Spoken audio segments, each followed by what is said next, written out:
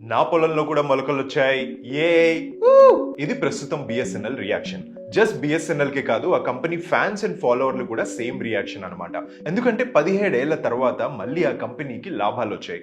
దీంతో బిఎస్ఎన్ఎల్ ఎక్కడో నా గ్రహాల మూమెంట్ స్టార్ట్ అయిందిరో అనే ఫీల్ లో ఉంది. మరి ఇంతకీ ఈ లాభాలకు గల కారణాలు ఏమిటి?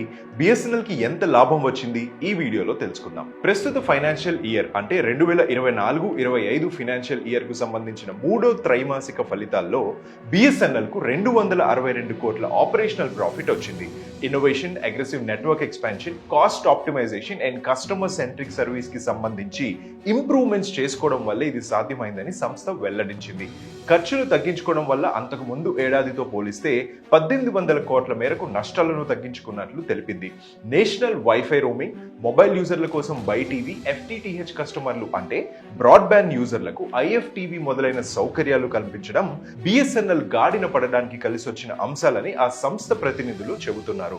యుద్ధ ప్రాతిపాదికన 4G ఎక్స్పాన్షన్ జరుగుతోందని, ఇప్పటికే 75,000 టవర్లు ఇన్స్టాల్ చేయగా మరో 60,000 టవర్లకు గ్రీన్ సిగ్నల్ ఇచ్చినట్లు కేంద్ర మంత్రి జ్యోతిరాదిత్య సింధియా వెల్లడించారు. ఎయిర్టెల్, జియో, వోడాఫోన్ ఐడియాల ఛార్జీల బాదుడుతో వాటిపై ఏర్పడిన నెగిటివిటీ కూడా బిఎస్ఎన్ఎల్ కు కలిసొచ్చిందని ట్రేడ్ నిపుణులు చెబుతున్నారు. ఈ దెబ్బతో బిఎస్ఎన్ఎల్ గాడిన పడిన సూచనలు కనిపిస్తున్నాయని హర్షం వ్యక్తం చేస్తున్నారు.